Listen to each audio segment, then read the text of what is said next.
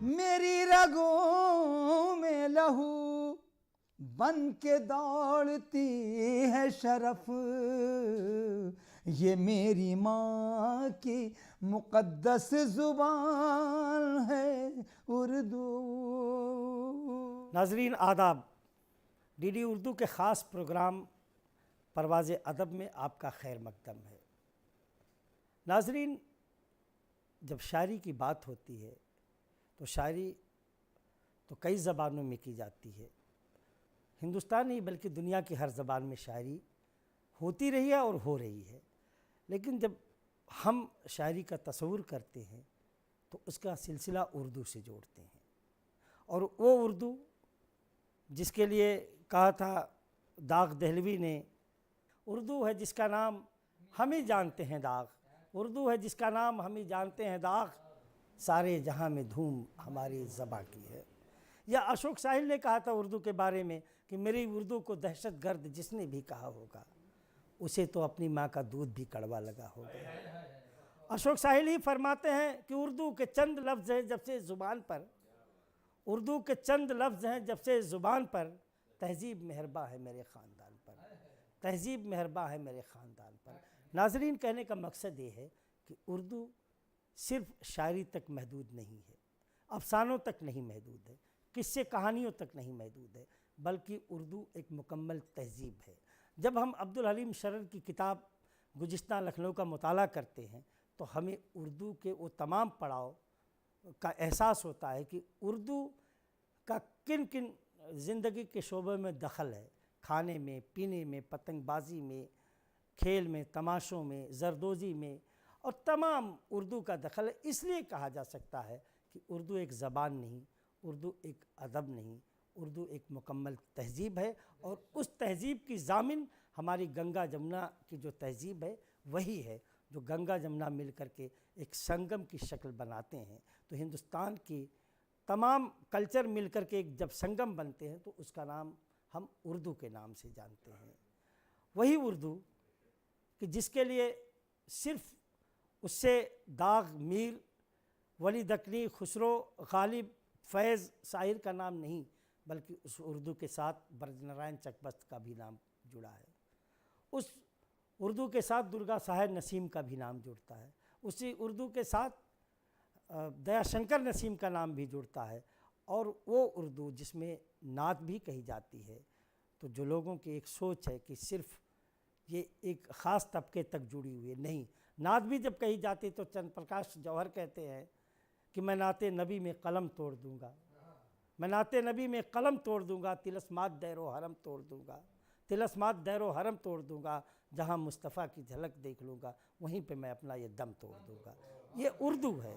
और उर्दू में जब ब्रजनारायण चकबस्त रामायण का एक सीन लिखते हैं तो कहते हैं कि वो फुरकत की माँ बाप, वो कहते हैं कि रुखसत हुआ वो बाप से लेकर खुदा का नाम, राह वफ़ा में मंजिल अव्वल हुई तमाम, मंजूर था जो माँ की ज़ियारत का इंतज़ाम, आँखों से अश्क पोंछ के दिल से किया सलाम।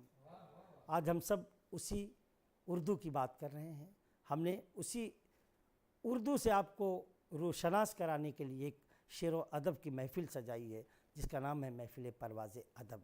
तो आइए इस महफ़िल को अपने रवानी की तरफ ले चलते हैं। इसके लिए हमने एक बड़े बेहतरीन तरन्नुम का जो लबो लहज़ा रखता हो शायर का नाम है फैसल मेरठी। आइए उनके हुजूर पहुँचने से पहले 4 मिसरों से उन्हें दावते सुखन देते हैं कि मेरी पलकों को हकीकत से सजाने वाला जाने क्यों आया नहीं लौट के आने वाला, मेरी पलकों को हकीकत से सजाने वाला जाने क्यों आया नहीं लौट के आने वाला, मैंने तो चाँद को आँखों में छुपा रखा है, मैंने तो चाँद को आँखों में छुपा रखा है, मुझसे बेहतर तो नहीं चाँद पे जाने वाला, मुझसे बेहतर तो नहीं चाँद पे जाने वाला। आइए उसी पलकों की हकीकत की शायरी आप तक पहुँचाने का हुनर जो जानते हैं उनका नाम है जनाब फैसल मेरठी। आपकी समातों के हवाले।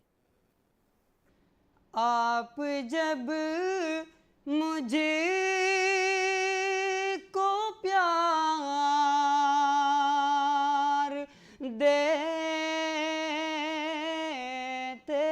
हैं, आप जब मुझे को प्यार दे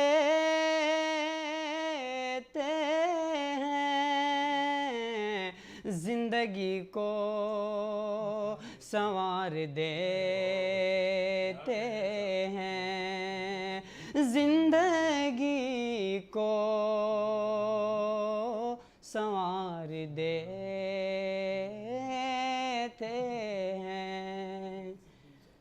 मेरी आँखें छलकने लगती हैं, मेरी आँखें छलकने लगती हैं, मेरी आँखें छलकने लगती हैं, वो खुशी बेशुमार देते हैं, वो खुशी बेशुमार देते हैं। और दिल मेरा टूट कर बिखरता है, दिल मेरा टूट कर बिखरता है, दिल मेरा टूट कर बिखरता है। आप जब इंतज़ार देते हैं, आप जब इंतज़ार देते हैं, आप जब मुझको प्यार देते हैं, जिंदगी को संवार देते हैं। और ये शेर भी बतौर ख़ास मुलाजा फरमाएं। राह के पेचो खम से डरना क्या, राह के पेचो खम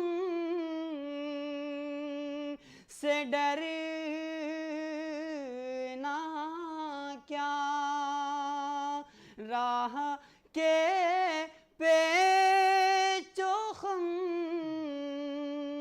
से डरना क्या,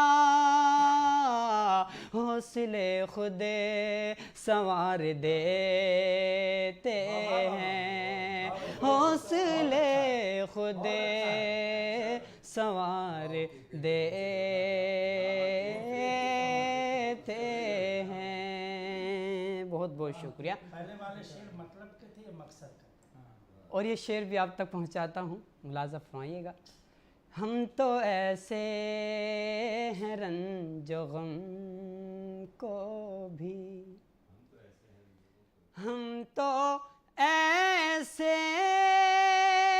हैं रंजो गम को भी, हम तो ऐसे हैं रंजो गम को भी, हंसते हंसते गुजार देते हैं, हंसते हंसते गुजार देते हैं। और हुस्न वाले अजीब हैं फैसल, मक्ता भी देखेगा। हुस्न वाले अजीब हैं फैसल, हुस्न वाले अजीब हैं फैसल, हुस्न वाले अजीब हैं फैसल, फूल मांगो तो खार देते हैं, फूल मांगो तो खार देते हैं। जो शेर भी हाजिर करता हूँ आपका हुक्म है, पढ़ता हूँ, मुलाजा करेंगे। राह के पेचो खम से डरना क्या, राह के पेचो खम से डरना क्या, हौसले खुदे संवार देते हैं, हौसले खुदे संवार देते हैं। आप जब मुझको प्यार देते हैं, जिंदगी को संवार देते हैं। शायरी में इनकलाब की आमद भी होती है, एहतजाज मकसद भी होता है, हुस्न की तारीफ़ भी होती है और इश्क की मजबूरियाँ भी होती हैं। लेकिन सबसे बड़ा जो शायरी का मकसद है, साहिर ने कहा था कि दुनिया ने तजुर्बात व हवादिस की शक्ल में जो कुछ मुझे दिया था वो लौटा रहा हूँ। और यकीनी तौर पर आज की शायरी जो आंखें देखती हैं, जो महसूस करती हैं, जो हादसात पेश आते हैं, उस पे मबनी होती है। और कहीं ना कहीं से हर शेर में ज़माने की ज़रूरतों और ज़माने की दुश्वारियों परेशानियों का ज़िक्र आता ही है। इसी तरीके की शायरी एक शायर हमारे बीच करता है, नौजवान भी है, उसकी शायरी में घन गरज भी है, एहतजाज भी है, इनकलाब भी है, और उसकी शायरी में जो ज़िंदगी की मजबूरियाँ हैं उसकी अक्कासी साफ दिखती है। उस शायर के करीब पहुँचने से पहले मैं 4 मिसरे पेश करना चाहूँगा कि मज़दूर के किसान के हालात पे लिखें, मज़दूर के किसान के हालात पे लिखें, आओ गज़ल को अपनी नई बात पे लिखें, आओ गज़ल को अपनी नई बात पे लिखें। अब दास्ताने शीरियो फरहाद छोड़कर, अब दास्ताने शीरियो फरहाद छोड़कर अशफाक के भगत के ख़यालात पे लिखें, अशफाक के भगत के ख़यालात पे लिखे। आइए उन्हीं ख़यालात से जो रूबरू होने वाला शख्स है, अपनी शायरी में भी और अपनी ज़ाती ज़िंदगी में भी अशफाक और भगत के ख़यालात को फ़रोग़ दे रहा है। उसका नाम है, बड़ी प्यारी शख्सियत है, उसका नाम है जनाब सिराज तालिब साहब, और ताल्लुक़ उस सरज़मीन से है जिस सरज़मीन ने अली सरदार जाफ़री जैसा शायर पैदा किया, उस सरज़मीन जिसने बेकल उसाही जैसा शायर हमें दिया, और वही सरज़मीन जिसने असगर गोंडवी जैसा शायर दिया कि अगर मरते हुए न लब पे तेरा नाम आएगा तो मैं मरने से दर गुज़रा मेरे किस काम आएगा। आइए जनाब सिराज तालिब साहब से इल्तमास करते हैं कि आए और अपनी शायरी से आपको महजूज़ करें। जनाब मोहतरम सिराज तालिब साहब। हाज़रीन और नाज़रीन की खिदमत में एक मतला और कुछ अशार। ये मेरा इश्क जुनू बनने के काबिल पहुँचा, ये मेरा इश्क जुनू बनने के काबिल पहुँचा, मुद्दतों बाद मैं अब तेरे मुकाबिल पहुँचा, मुद्दतों बाद मैं अब तेरे मुकाबिल पहुँचा, और देखकर मेरे सफ़ीने को भंवर की जद में, देखकर मेरे सफ़ीने को भंवर की जद में, भागकर पास मेरे फिर मेरा साहिल पहुँचा, देखकर मेरे सफ़ीने को भंवर की जद में, भागकर पास मेरे फिर मेरा साहिल पहुँचा, और मेरे यारों ने मेरी लाश पड़ी रहने दी।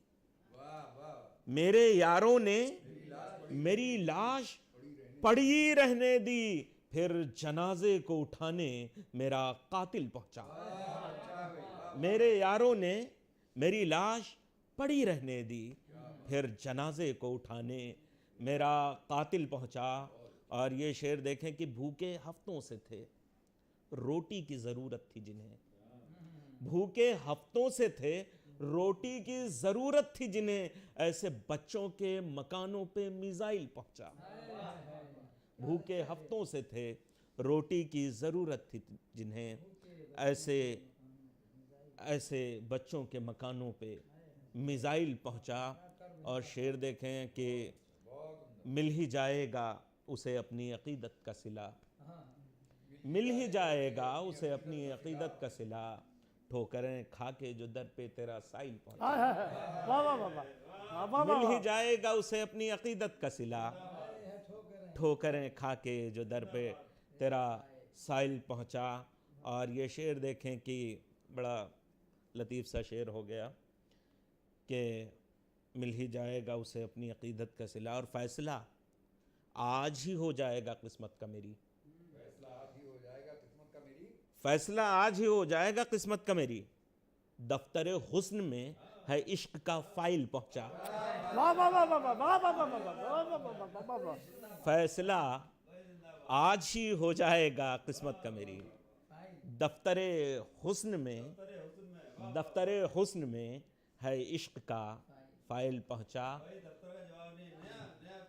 दफ्तर हुस्न में है इश्क का फाइल पहुंचा। और मकता है कि बड़ा ख़तरनाक सा हो गया कि जी, मकता पेश खिदमत है कि ये लियाकत तेरी किस काम, ये लियाकत तेरी किस काम तेरे आई सिराज, ये लियाकत तेरी किस काम तेरे आई सिराज, देख हैवान में पहुंचा तो वो जाहिल पहुंचा। ये लियाकत तेरी किस काम तेरे आई सिराज, देख हैवान में पहुंचा तो वो जाहिल पहुंचा, ये मेरा इश्क जुनू बनने के काबिल पहुंचा। एक मतलब और कुछ अशार पेश खिदमत है कि इश्क के बहर में तूफ़ान उठाएं कैसे, इश्क के बहर में तूफ़ान उठाएं कैसे, मर के ज़िंदा रहें यूं जान गंवाएं कैसे। इश्क के बहर में तूफ़ान उठाएं कैसे, मर के ज़िंदा रहें यूं जान गंवाएं कैसे, और आके साहिल पे मेरे ख्वाब बिखर जाते हैं, आके साहिल पे मेरे ख्वाब बिखर जाते हैं, दिल की कश्ती को तलातुम से मिलाएं कैसे। आके साहिल पे मेरे ख्वाब बिखर जाते हैं, दिल की कश्ती को तलातुम से मिलाएं कैसे। और एक सफ़र ख़त्म हुआ एक अभी बाकी है, एक सफ़र ख़त्म हुआ एक अभी बाकी है, उनकी आंखों में हैं अब दिल में समाएं कैसे। एक सफ़र ख़त्म हुआ एक अभी बाकी है, उनकी आंखों में हैं अब दिल में समाएं कैसे। और वो है मासूम न बुहतान की जद में आए, वो है मासूम न बुहतान की जद में आए, बात ये सोच के उसकी गली जाएं कैसे। वो है मासूम न बुहतान की जद में आए, बात ये सोच के उसकी गली जाएं कैसे। और तंग करती है बहुत मुझको तमन्नाए बहिश्त, तंग करती है बहुत मुझको तमन्नाए बहिश्त, मौत से पहले भला हम उसे पाएं कैसे। तंग करती है बहुत मुझको तमन्नाए बहिश्त, मौत से पहले भला हम उसे पाएं कैसे। और मक्ता देखें हजरात के वो है मगरूर तो मजबूर कोई हम भी नहीं, वो है मगरूर तो मजबूर कोई हम भी नहीं, हम सिराज उसको यही बात बताएं कैसे, हम सिराज उसको यही बात बताएं कैसे। इश्क के बहर में तूफ़ान उठाएं कैसे, मर के ज़िंदा रहें यूं जान गंवाएं कैसे। तो औरत का एहतराम हर मज़हब में रहा है और उसकी अहमियत भी रही है। लेकिन जो जिसे हिंदी में हम पुरुष प्रधान समाज कहते हैं, इस तबके ने औरतों के पैरों में ग़ुलामी की जंजीर डाली, लेकिन उन जंजीरों को तोड़ करके आज ख़वातीन आज़ाद हैं और आज़ादी की तरफ बढ़ रही हैं। जैसे हर तरह से आज़ादी हासिल कर रहे हैं, उसी तरह से एक लंबी फहरिस्त है शेर व सुखन में, शायरी में, अदब में, या वो कुर्रतुल ऐन हैदर का नाम लिया जाए, इस्मत चुगतई का नाम लिया जाए, परवीन शाकिर का नाम लिया जाए, और हालिया में तमाम लिखने वाली अफसाना, कहानी, शायरी, एक बड़ी फहरिस्त है कि जो अपनी सलाहियतों से उर्दू शेर व अदब और अफसानों को तक़वियत दे रही हैं और फ़रोग़ दे रही हैं। उर्दू जो औरत है, मर्द असल में औरत के बग़ैर मर्द का वजूद ही नहीं। शाहिर ने कहा है कि औरत ने जन्म दिया मर्दों को, मर्दों ने उसे बाज़ार दिया, जब जी चाहा मसला कुचला, जब जी चाहा धुतकार दिया। लेकिन आज वो बातें बदल चुकी हैं। उसी तरीके शायरी में जब औरतों का दखल होता है तो वाकई वो दादो तहसीन की मुस्तहक हो जाती हैं कि उन्होंने शेर व सुखन की महफ़िलों में भी अपनी हाज़िरी दर्ज कराई है। आइए, ऐसी ही एक शायरा हमारे साथ मौजूद हैं जिनके हुजूर पहुँचने से पहले हम 4 मिसरे पेश करना चाहते हैं कि खुशनुमा बज़्म है पुरनूर घटा छाई है, खुशनुमा बज़्म है पुरनूर घटा छाई है, आइए आपकी महफ़िल में पजीर आई है, आइए आपकी महफ़िल में पजीर आई है। लोग कहते हैं जिसे आसमां की कौसे कज़ा, लोग कहते हैं जिसे आसमां की कौसे कज़ा, मेरे ख़याल से वो आपकी अगड़ाई है, मेरे ख़याल से वो आपकी अगड़ाई है। आइए, बड़े मुअद्दिबाना तौर पे गुजारिश करते हैं मोहतरमा उस्मा परवीन से, जो मेरठ से तशरीफ़ लाई हैं, आएँ और आपको अपनी शायरी से लुत्फ़ अंदोज़ कराएँ। मोहतरमा उस्मा परवीन। अब जो मेरी आँखों में अश्क बन के आओगे, अब जो मेरी आँखों में अश्क बन के आओगे, मैं भी टूट जाऊंगी, तुम भी टूट जाओगे, मैं भी टूट जाऊंगी, तुम भी टूट जाओगे। और शेर देखिए, वो तुम्हारे दामन को रहमतों से भर देगा, वो तुम्हारे दामन को रहमतों से भर देगा। हक हलाल की रोज़ी जब तलक कमाओगे, हक हलाल की रोज़ी जब तलक कमाओगे। और शेर देखिए, शहर के अमीरों से ये सवाल करना है, शहर के अमीरों से ये सवाल करना है, कब तलक गरीबों की बेटियां जलाओगे, कब तलक गरीबों की, बहुत शुक्रिया, कब तलक गरीबों की बेटियां जलाओगे। और शेर बतौर ख़ास देखिएगा, किसी मुज़र के महलों पर तुम गुरूर मत करना, सी मुज़र के महलों पर तुम गुरूर मत करना।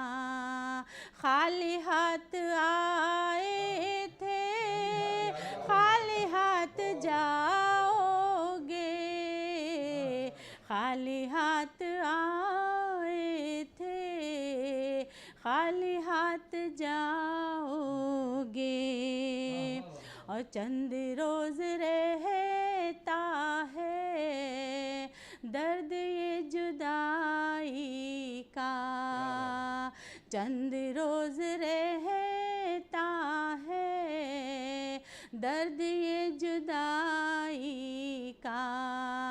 मैं भी भूल जाऊंगी, तुम भी भूल जाओगे, मैं भी भूल जाऊंगी, तुम भी भूल जाओगे। और मख्ता हाजिर करती हूँ। साथ जो गुजारे थे हमने मिलके उज़्मा, साथ जो गुजारे थे हमने मिलके उज़्मा, उन हसीन लम्हों को किस तरह भुलाओगे, उन हसीन लम्हों को किस तरह भुलाओगे। मैं भी टूट जाऊंगी, तुम भी टूट जाओगे। उर्दू की जिम्मेदारी सिर्फ एक ख़ास तबके के कंधों पे नहीं है, बल्कि तमाम ऐसे लोग हैं जो बिना कौम व मिल्लत के फ़र्क, बिना मज़हब के फ़र्क के उर्दू की खिदमत कर रहे हैं और उर्दू को फ़रोग़ देने की ज़िम्मेदारी अपने कंधों पे लेकर के चल रहे हैं। अगर शेर व अदब की महफ़िल को एक तरकश मान लिया जाए तो उसमें तमाम किस्म के तीर हैं। जैसे पहले तरकश में अग्नि बाण, वर्षा बाण, नाग बाण, विष बाण हुआ करते थे, तो उसी तरह से शायरी के भी तरकश में तमाम ऐसे तीर हैं कि जो मुख्तलिफ़ रंगों में आप तक पेश किए जाते हैं। आइए उसी तरकश से एक ऐसे तीर को निकालते हैं जो आपके दिलों में मोहब्बत का तीर चुभोएगा, जो आपके दिलों में तहज़ीब व अदब का तीर चुभोएगा। उस शायर को बुलाने से पहले जिस सरज़मीन से उसका ताल्लुक़ है, वलियों की सरज़मीन, बुल्ले शाह, बाबा फ़रीद, सुल्तान बाहू, मोहम्मद अली सरहिंदी, एक जमाल शाह, एक लंबी फ़हरिस्त है। और अगर इनकलाब की बात की जाए तो शहीद आज़म उसी सरज़मीन से ताल्लुक़ रखते हैं, राजगुरु और सुखदेव का भी ताल्लुक़ उसी सरज़मीन से है। उस सरज़मीन के शायर को बुलाने से पहले कुछ मिसरे मुझे याद आ रहे हैं जो पेश करना मैं अपना फ़र्ज़ समझता हूँ। अगर है हौसला आओ चलो उड़ान भी लो, अगर है हौसला आओ चलो उड़ान भी लो, मगर ज़रूरी है कि दुश्वारियों को जान भी लो, मगर ज़रूरी है कि दुश्वारियों को जान भी लो। कदम कदम पे नया पुल सिरात मिलता है, कदम कदम पे नया पुल सिरात मिलता है। बहुत कठिन है मोहब्बत की राह मान भी लो, बहुत कठिन है मोहब्बत की राह मान भी लो। और चना अकेला कहाँ भाड़ फोड़ पाता है, चना अकेला कहाँ भाड़ फोड़ पाता है। तुम्हारे हाथ में है तीर तो कमान भी लो, तुम्हारे हाथ में है तीर तो कमान भी लो। तो आइए जनाब हमारे बीच में जो शायर मौजूद है, बड़े इल्तिमास से गुजारिश करेंगे जनाब तरकश प्रदीप साहब से कि आएँ और अपने उस तीर को कमान पे चढ़ा करके आपको शायरी के ज़रिए आपके दिलों में उतर जाए। जनाब मोहतरम तरकश प्रदीप साहब, आपकी समातों के हवाले। तो एक मतले से आगाज़ करता हूँ कि कई अंधेरों के मिलने से रात बनती है, कई अंधेरों के मिलने से रात बनती है, और उसके बाद चरागों की बात बनती है। कई अंधेरों के मिलने से रात बनती है और उसके बाद चरागों की बात बनती है। और शेर देखें बतौर ख़ास कि अकेले मुझको बना ही नहीं सका कोई, अकेले मुझको बना ही नहीं सका कोई, बनाने बैठो तो तन्हाई साथ बनती है। अकेले मुझको, शुक्रिया, अकेले मुझको बना ही नहीं सका कोई, बनाने बैठो तो तन्हाई साथ बनती है। एक और मतलब समाप्त करें कि बोलना क्या है अगर तय भी नहीं है साईं। बोलना क्या है अगर तय भी नहीं है साईं। बोलना क्या है अगर तय भी नहीं है साईं, खामोशी इतनी बुरी शय भी नहीं है साईं। बोलना क्या है अगर तय भी नहीं है साईं, खामोशी इतनी बुरी शय भी नहीं है साईं। उनके होठों पे तेरी जय तो बड़ी दूर की बात, उनके होठों पे तेरी जय तो बड़ी दूर की बात, उनकी आंखों में तेरा भय भी नहीं है साईं। उनके होठों पे तेरी जय तो बड़ी दूर की बात, उनकी आंखों में तेरा भय भी नहीं है साईं। और शेर देखें कि हाल से खौफ तो सब खाते हैं, पर इतना खौफ, हाल से खौफ तो सब खाते हैं, पर इतना खौफ पूरी तहरीर में एक है भी नहीं है साईं। एक है भी नहीं है, एक है भी नहीं है। बोलना क्या है अगर तय भी नहीं है साईं, खामोशी इतनी बुरी शय भी नहीं है साईं। और एक मतलब और समाप्त करें कि मुझसे कहते नहीं बनता कि सितम कम कीजिए, मुझसे कहते नहीं बनता कि सितम कम कीजिए, फिर ना ऐसा हो किसी रोज़ मेरा गम कीजिए। मुझसे कहते नहीं बनता कि सितम कम कीजिए, फिर ना ऐसा हो किसी रोज़ मेरा गम कीजिए। आपके ज़ब्त में कुछ बात हो मुमकिन है मगर, आपके ज़ब्त में कुछ बात हो मुमकिन है मगर, कब तलक आंसुओं को आप फराहम कीजिए। और शेर देखें बतौर ख़ास कि कब तलक आंसुओं को आप फराहम कीजिए। और शेर देखें कि मर गया हूँ तो खुशी देखते बनती है मेरी, मर गया हूँ तो खुशी देखते बनती है मेरी, आप जिंदा हैं तो इस बात का मातम कीजिए।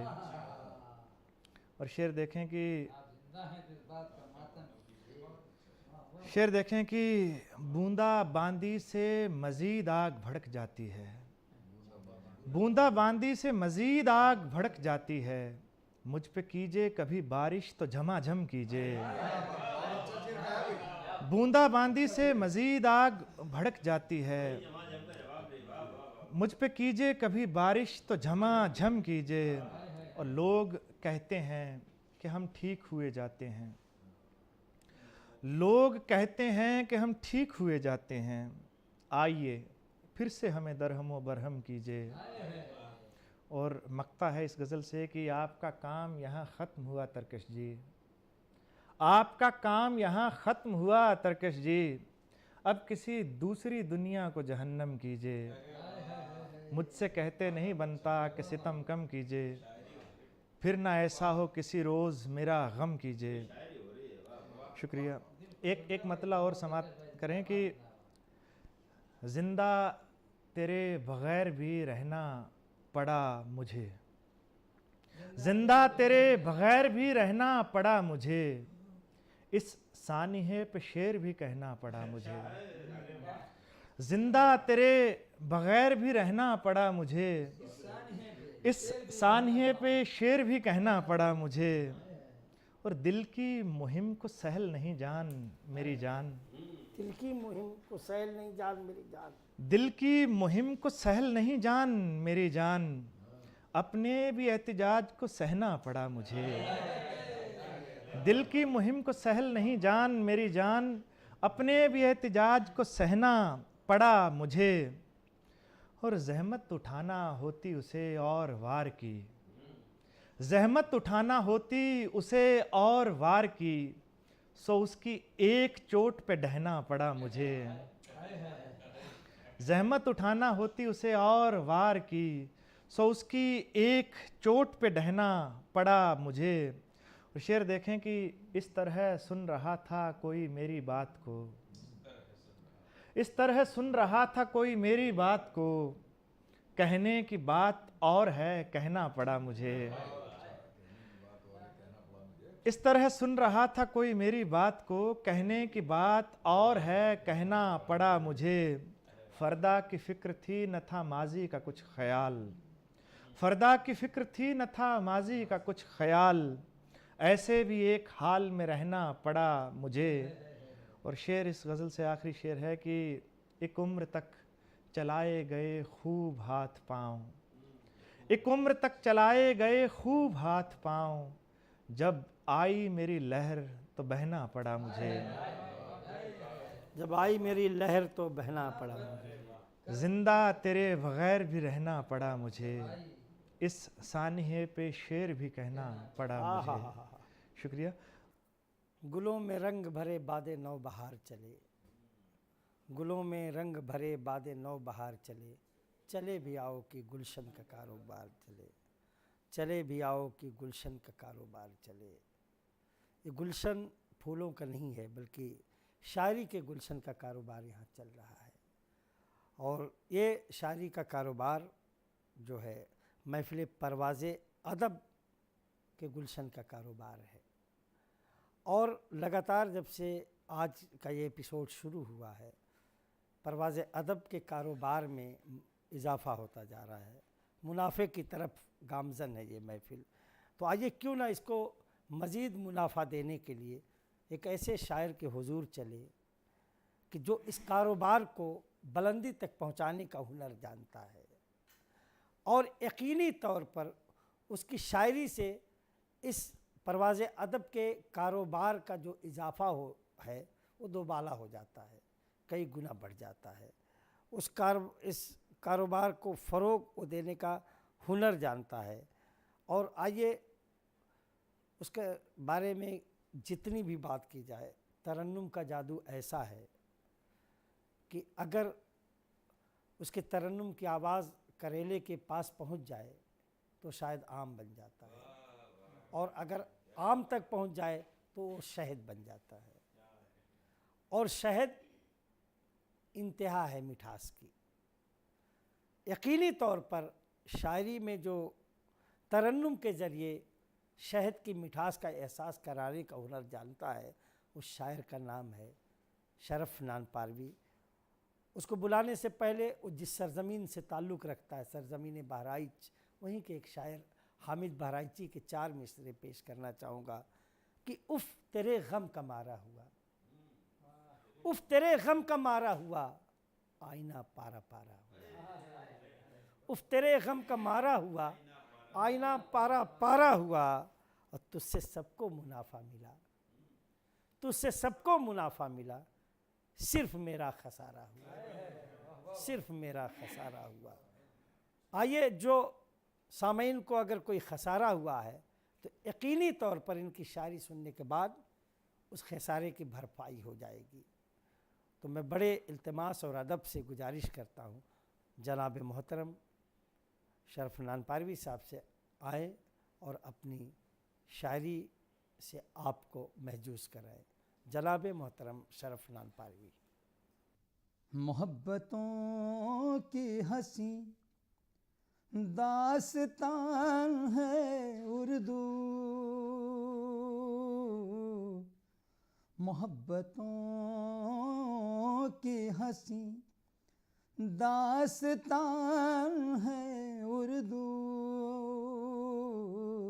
मेरा वक़ार मेरी आन बान है उर्दू, मेरा वक़ार मेरी आन बान है उर्दू, मेरी रगों में लहू बन के दौड़ती है शरफ, ये मेरी माँ की मुक़द्दस ज़ुबान है उर्दू, ये मेरी माँ की मुक़द्दस ज़ुबान है उर्दू, मोहब्बतों की हंसी दास्तान है उर्दू। झोंके सावन की पुरवाई के बादलों से ये कहने लगे। झोंके सावन की पुरवाई के बादलों से ये कहने लगे। झोंके सावन की पुरवाई के बादलों से ये कहने लगे। ख्वाब बनकर मोहब्बत का हम तेरी आँखों में रहने लगे। ख्वाब बनकर मोहब्बत का हम तेरी आँखों में रहने लगे। बस गए उसकी आँखों में हम सीप के मोतियों की तरह। बस गए उसकी आँखों में हम सीप के मोतियों की तरह। मीर की शायरी की तरह उसके होठों पे रहने लगे। मीर की शायरी की तरह उसके होठों पे रहने लगे। ख्वाब बनकर मोहब्बत का हम तेरी आँखों में रहने लगे। शेर पेश खिदमत है। जिसने ज़ख्मों की सौगात दी हम उसी अजनबी के लिए। खालिद साहब, ज़की साहब। जिसने ज़ख्मों की सौगात दी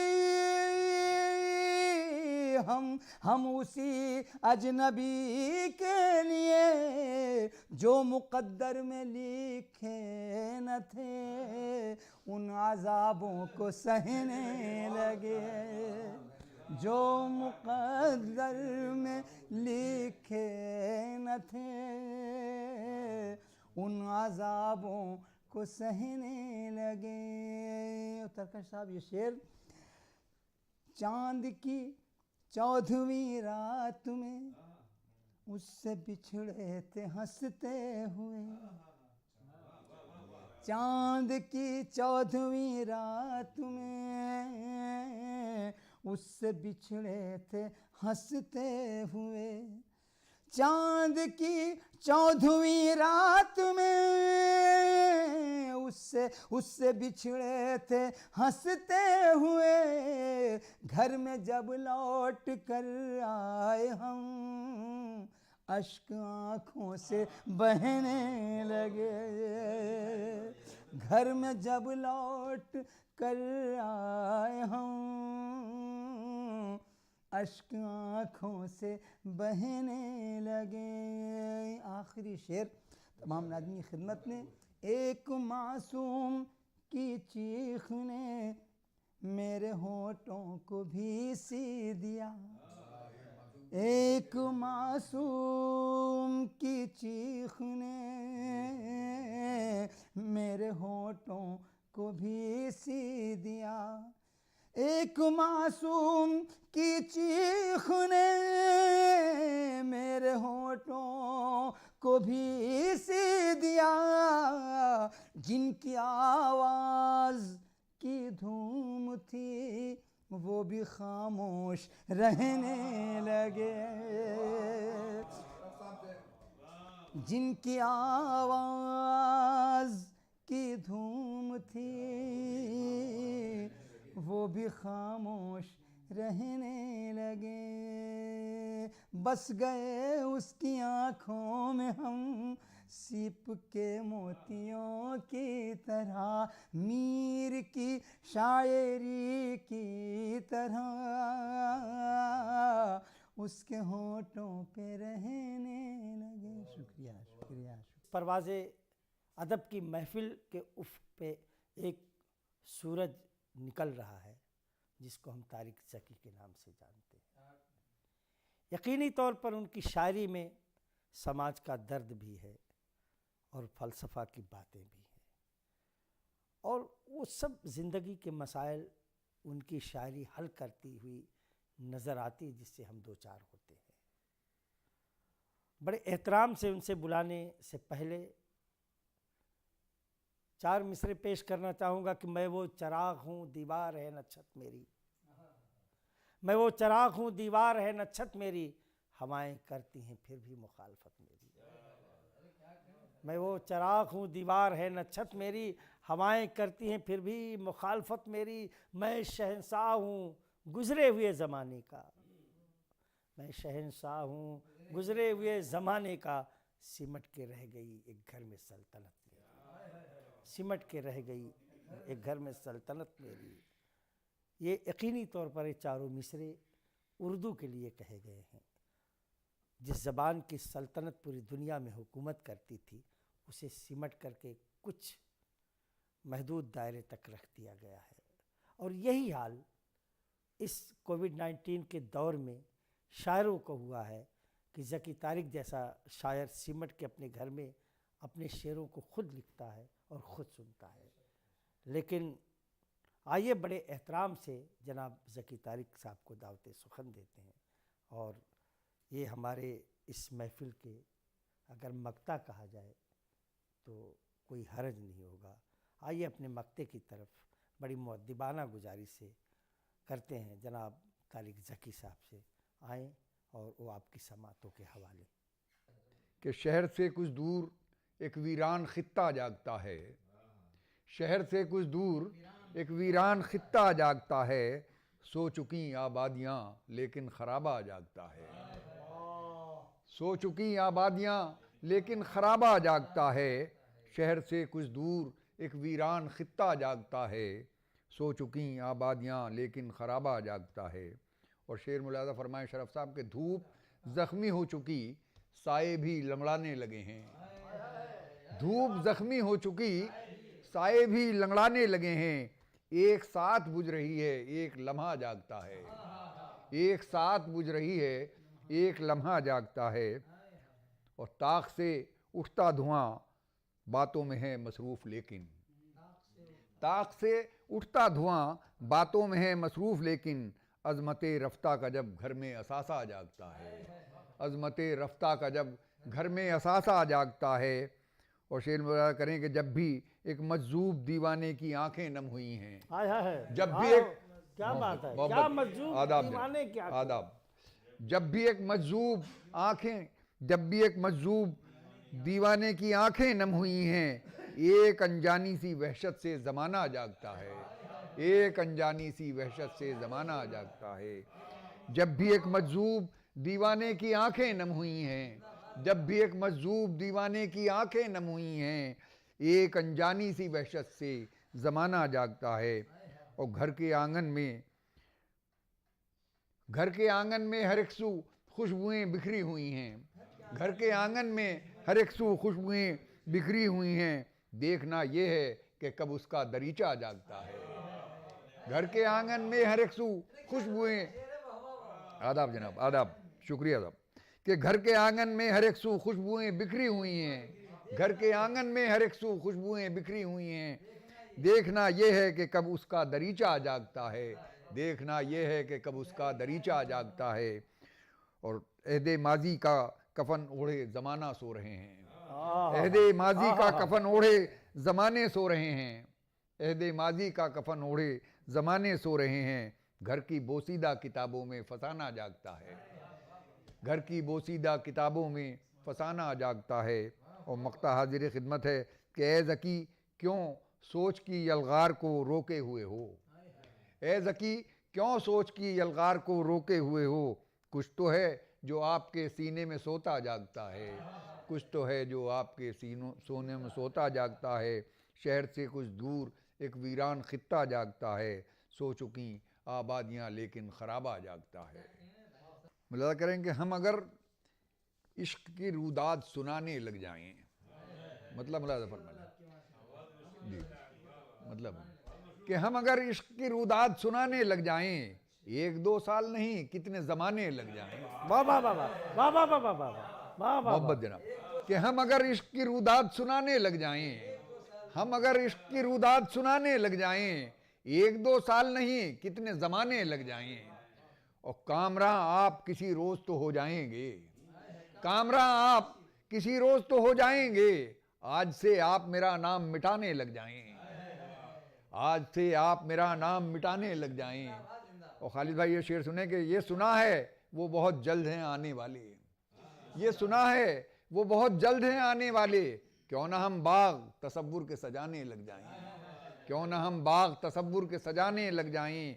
और मकसद ज़ीस्त है क्या उसको समझने के लिए, मकसद ज़ीस्त है क्या उसको समझने के लिए, आओ रूठे हुए लोगों को मनाने लग जाएं, आओ रूठे हुए मोहब्बत, आओ आदाब जाए, आदाब आदाब, आओ रूठे हुए लोगों को मनाने लग जाएं। हम अगर इश्क की रुदात सुनाने लग जाएं, 1-2 साल नहीं कितने ज़माने लग जाएं।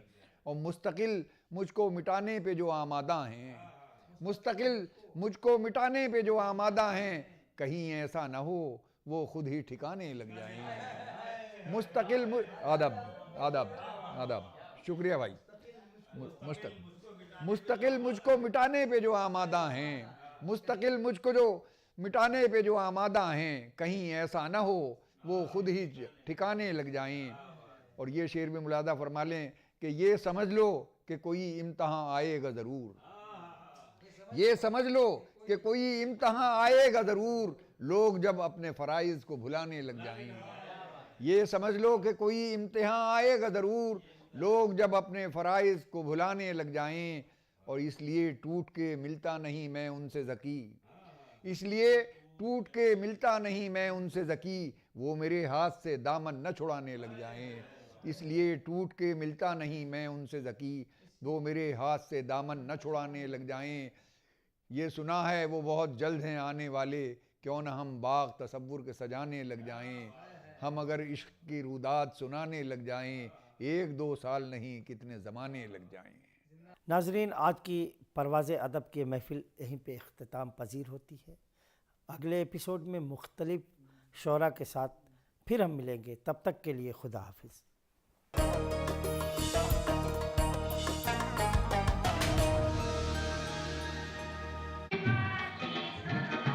कैसा लग रहा है मैडम? फेशियल कैसा